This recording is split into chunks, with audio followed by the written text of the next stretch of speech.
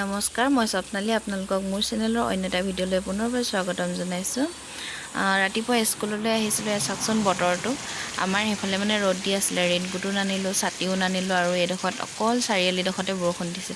সদায় মানে একেটাই, অকল চাৰিআলিডোখৰতে বৰষুণ দিয়ে, বাকীডোখৰত বৰষুণ নিদিয়ে।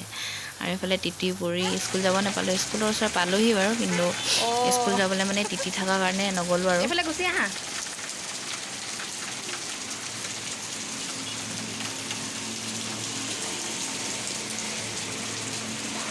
আমাৰ তাত কি দিছে? ৰ'দ দিছে আৰু এডোখৰত বৰষুণ দিছে। আৰু ইয়াতে বহি থাকোঁতে মোক চেকচেকি পৰুৱা এজনীয়ে কামুৰি দিলে, মানে মেজালি পৰুৱা। আৰু ইমানে বেয়াকৈ মানে ফুলি গৈছে নহয়, হাত মুঠি মাৰিব পৰা নাই, এনেকুৱা বিষ হৈছে, খজুৱাই আছেও, বিষাইছেও।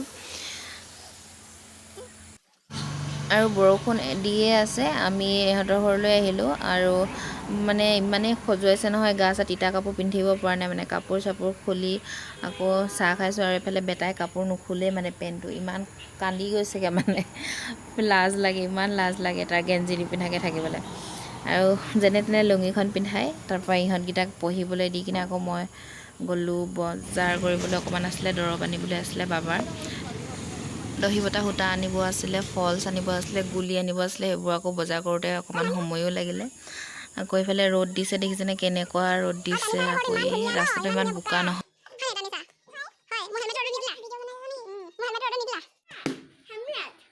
কাপোৰ নিপিন্ধা, কাপোৰ নিপিন্ধা। হেলমেটটো মই ৰ'দত দি দিবলৈ কৈছিলোঁ, ৰ'দত দিলা নাই কৈছোঁ। ইমান ধুনীয়া ৰ'দ দিছে। কুন্দুলিৰ লগত শুকান মাছ বনাইছিলে, আৰু ইমান ধুনীয়া বনাইছে নহয়, খাবলৈ বৰ ভাল লাগিলে। আৰু এফালে যাবলৈ ওলালোঁ আৰু আমি। কেইদিনৰ ছুটি?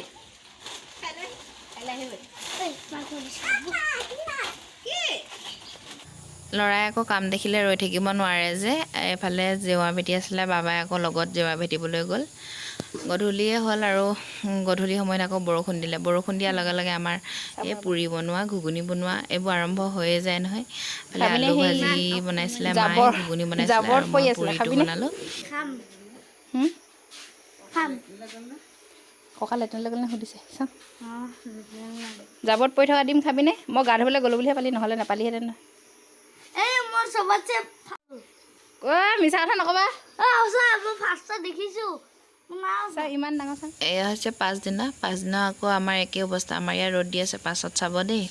আৰু এইফালে চাউল জাৰিলোঁ মই অলপ, ঘৰৰে চাউল মই জাৰি দিলোঁ। আকৌ মায়ে চালিব, মই মানে চালিলে ধানটো নাযায়।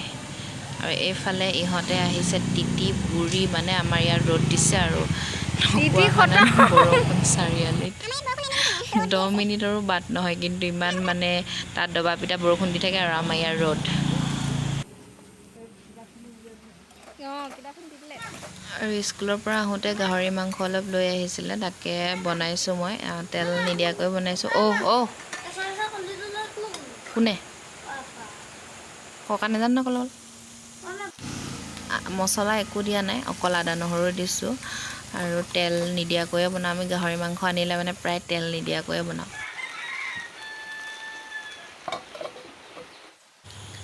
ভোট জলকীয়া গুড়ি অলপ দি দিছোঁ, বেটাৰ কাৰণে আকৌ এক্সট্ৰাকৈ বনাইছোঁ, বেটা আৰু বাবাৰ কাৰণে। বাবাও জ্বলা খাব নোৱাৰে সেইকাৰণে, আৰু আমাৰ কাৰণে অলপ জ্বলা দি দিছোঁ, আৰু ভোট জলকীয়া গুড়ি আৰু গৰম পানী অলপ দি দিছোঁ, আৰু হৈ গ'ল আৰু মাংস। ভিডিঅ'টো চোৱাৰ বাবে ধন্যবাদ দেই। আজিলৈ আহিছোঁ, বাই বাই।